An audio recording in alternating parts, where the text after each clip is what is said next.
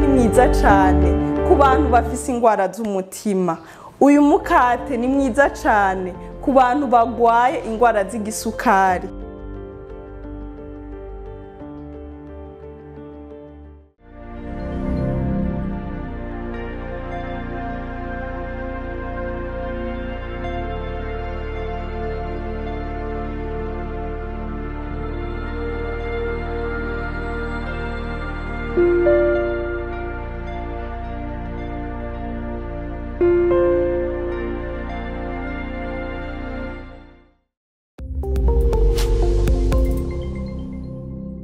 Turabaramukije amahoro y'Imana abakunzi b'ibiganiro vyacu bica kuri YouTube ikanguriro n'ubugorozi, kuri Facebook umuntu muzima, kuri TikTok imburi ya nyuma. Uyu munsi rero twaje n'ikiganiro kidasanzwe, turi mu gikoni nkuko mubibona, tugiye kwigana ukuntu twotegura umukate. Umukate rero ni kiribwa gitangaje cyane. Kubasoma muri Bibiliya muri Yohana 6:35 Yesu wenyene yigereranije n'umukate, yavuze ngo niwo mukate w'ubugingo. Hari ibindi biribwa byinshi yari kwigereranya navyo, ariko kubw'akamaro kayo yigereranya n'umukate. Umukate rero watanguye gufungurwa mu gihe ca kera no mu gihe ca Yesu. Muribuka igihe abantu bari bashonje, Yesu yabagaburiye umukate ahaza abantu 5,000. Rero tugiye kwigana uko bategura umukate, ariko umukate tugiye kwigana n'umukate w'ingano. Umukate benshi batamenyereye, abandi bawuhariye abagwayi ba diabete, ariko tugiye kwigana akamaro kawo kugira ngo n'abakomeye, abagwaye, abadakomeye bose bawukoreshe kubw'akamaro kawo. Uyu mukate w'ingano rero ufise ivyiza vyinshi. Icambere, uyu mukate w'ingano ufise amavitamine yo mu bwoko bwa B afasha ubwonko. Akarorero, uyu mukate ufise vitamine B ya mbere, B ya kabiri, B ya gatatu na B ya gatanu bifasha ubwonko. Abantu bakunda kwibagira, abantu baciye mu bintu bikomeye bikabatera agahinda, abantu badafise urutonde, bose bakwiye kwihereza uyu mukate, urabafasha cyane. Abana bazingamye kubw'intungamubiri babuze, uyu mukate urabafasha cyane. Rero abantu bose bafise ikibazo c'ubwonko, abantu bataronka itiro mw'ijoro, bose bakeneye uyu mukate. Uyu mukate kandi urafise ivyunyunyu bitandukanye byo mu bwoko bwa magnesium, cuivre, phosphore n'ibindi bitandukanye. Uyu mukate ni mwiza cyane ku bantu bafise ingwara z'umutima.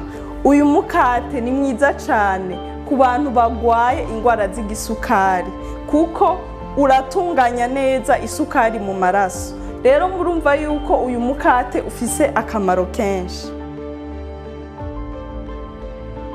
Uyu mukate rero utangaje, tugiye kuraba ukuntu twawutegura. Umukate abafaransa bawitse ngo ni pain complet, umukate wikwije. Ngo numukate umuntu ashobora gufungura wonyene atakindi kintu ciyongereye, ukaba wikwije. Rero uyu mukate tugiye kuraba ama ingredients, ibintu twokoresha kugira ngo uwo mukate uryohe. Turakoresha inusu y'ifu y'ingano, turakoresha inusu y'ifarine. Ifarine tuyikoresha kugira ngo umukate wegerane. N'abantu ingano zikunda gutera ikibazo kubera gluten irimo, ntiyumbatembe nabi, ubagwe neza. Ikindi turakoresha na soya mu mukate wacu. Soya murazi nayo ko ari igiterwa gihambaye cyane, bacise ngo n'umwamikazi w'ibinyamitezi. Ifise proteine nyinshi isumba n'iri mu nyama, ikagira na calcium nyinshi isumba iri mu mata. Rero murumva yuko umukate wacu uzoba ufise ivyankenerwa vyinshi. Turakoresha n'akunyu gakeyi. Ibi nivyo bikoresho nyamukuru bikenewe kugira ngo umukate wacu uryohe. Ikindi dukoresha nico bita pakmaya canke levire, gituma umukate wacu uvyimba. Ibi bindi navyo bisigaye ni ibintu dushobora gukoresha ubifise canke utabifise ni nk'ibirungo kugira ngo umukate uryohe cane, ariko ushobora utabifise nta kibazo umukate uguma umeze neza. Kuba bifise bo bikoresha, hariyo ka bleu band, hariyo ubuki, hariyo amata y'ibimera, amata ya coconut, hakaba n'amavuta twaronse amavuta yerayo. Ibi vyose ushobora kutabikoresha ariko umukate ukaryoha, ariko ibintu bitabura kugira ngo umukate ugende neza n'aya mafu twababwiye, n'uyu munyu n'aka gatubura canke akarevire. Bikoresho dukeneye, turakenera n'akabase, turakenera n'aka ko guhuza amafu, hanyuma dutangure kubikanda. Ni karibu rero dutangure gutegura umukate wacu. Imbere yo kuvanga amafu no gutangura gukanda ivyangombwa, dutangura gukaraba intoki.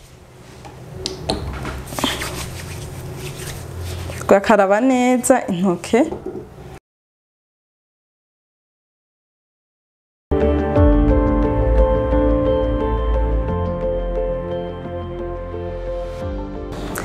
Turakoresha inusu y'ifu y'ingano. Abafise ingano nyinshi bokoresha uru rugero. Mu nusu y'ingano ukoresha inusu y'agafu k'ifarine n'irobo y'agafu k'isoya, kubera iyi soya ibaye nyinshi ayandi mafu ntafatana neza, ararekurana ntabwo yegerana.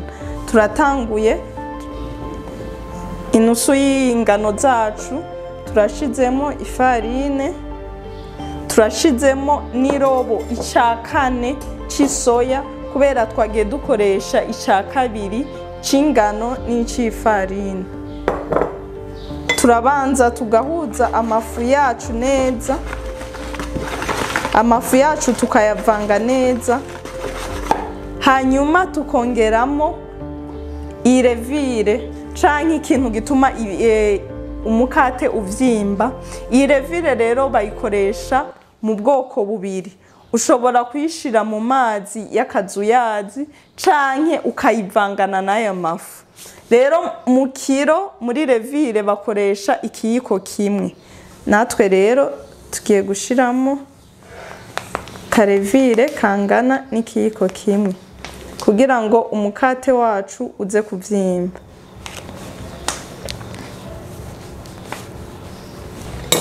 Tukaca dushiramo akayiko gatoyi k'umunyu, akayiko gatoyi k'umunyu, tukongera tukavanga aya mafu irevire tukabivanga neza.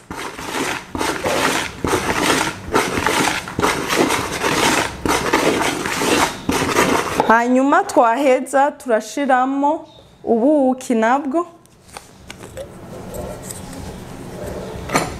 Ubuki ushiramo bivanye n'ivyo ukunda. Hari abakunda umukate usosa cane, abandi badakunda ubuki bwinshi, boshiramo ubuki nta kibazo. Dushiramo ubuki mu gishingo c'isukari, kubera atasukari dukoresha, isukari atari nziza cane ku magara y'abantu. Duhejeje kuvanga turashiramo n'amazi. Amazi bisabwa ko dushiramo amazi y'akazuyazi, wayashuhije akaba akazuyazi, kugira ngo afashe ya pakma yacu canke ya revire twashizemo gukora neza. Ni bibi gukoresha amazi akanye kandi wakoresheje revire. Guma uvanga.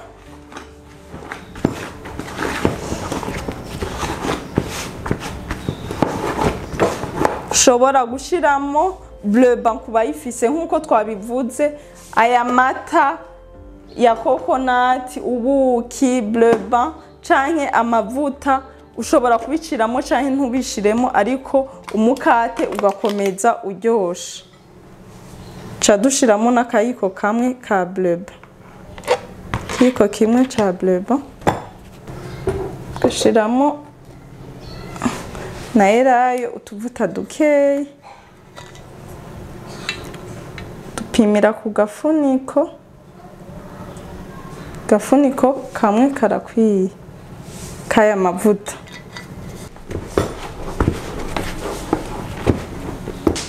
kuvyegeranya ariko ca dukoresha intoke kugira ngo tubiponde neza. Vyiza ca dukoresha intoke kugira ngo tubiponde neza. Ca tubikanda neza n'intoki kubera twakaravye intoke zacu zifise isuku. Uzurongerezamo utuzi tw'akazuyazi bivanye nuko ubona igipondo kiriko kiramera. Uhuza amafu bivanye n'igitigiri c'abagize umuryango wawe. Je nagize dukeyi kubera ntafise umuryango munini cyane, niyo mpamvu nagize bikeyi bikwiranye n'umuryango wanje. Uyu mukate wuzuye ni mwiza cyane, bisaba abantu bawige baze barawikorera mu ngo zabo kubera ufise akamaro kanini cyane gusumba ujya mukate wera w'ifarine gusa.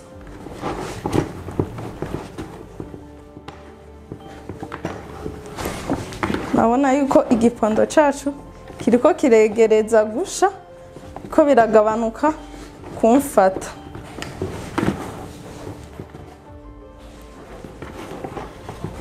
Abafise akadimu nabo bokoresha agashishwa k'indimu, nako nyene gatuma umukate umota neza.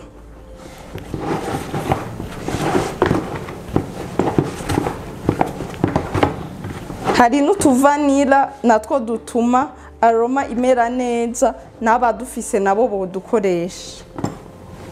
Ariko uyu mukate wacu murabona ko utandukanye n'iyindi. Uyu mukate ni uw'ingano, nubwo dushiramo agafarine kugira ngo wegerane neza ntusatagurike cyane.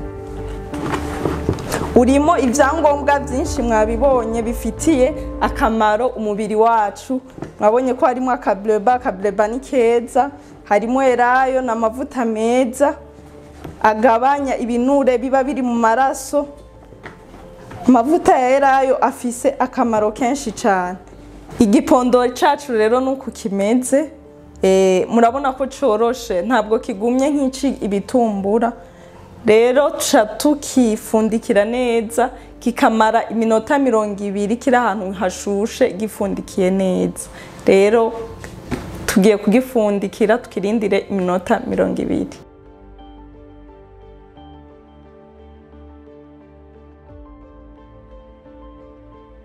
Ya minota 20 yaheze, umukate wacu wavyimvye, suko warungana. Ubu rero tugiye kuwushira ku iparatine, namaze kwisiga amavuta, tugiye kukatagura neza tushire ku iparatine yacu. Uyu munsi turakoresha ifuru canke oven, niyo tuza gukoresha uyu munsi. Ariko n'abatayifise hari uburyo boteka umukate kandi ugasha neza nk'abawutetse mu ifuru. Ni igihe dukoresheje amakara.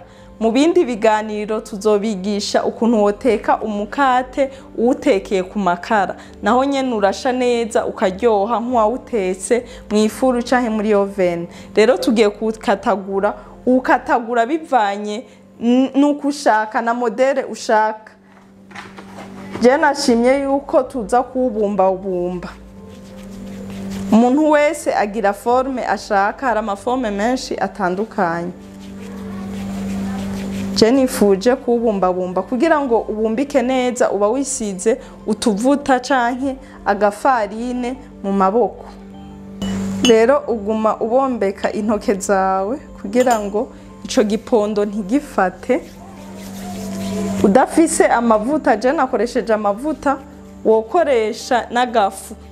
Agafu akariko kose nako gatuma bitagufata cane ku ntoki. Umukatwe twahejeje kuwubumba muri forme circulaire, tugira twongere kandi tuwufundikire umare indi minota 20, hanyuma ce tuwotsa mu ifuru yacu.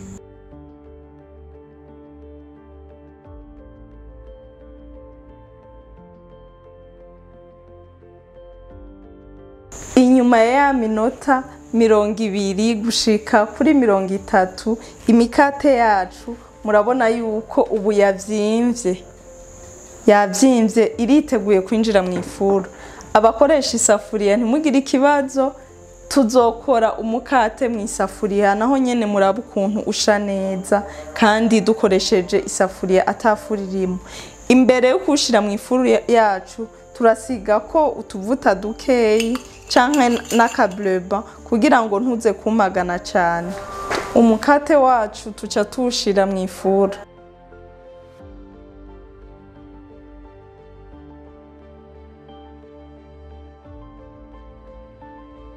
Inyuma y'iminota 30 tuca dukura umukate wacu mu ifuru. Umukate wacu wahiye neza uraryoshe. Uyu niwe rero mukate w'ingano. Kubakoresha isafuriya ubutaha tuzokwiga uko twoteka uyu mukate w'ingano mu isafuriya. Twabonye yuko uyu mukate ufasha abafise ikibazo ca diabete, abafise ikibazo c'umutima, abafise ikibazo c'ubwonko. Bakunda kwibagira ko twabonye yuko ufise amavitamine ya B atandukanye. Imana ibahezagire naho ubutaha.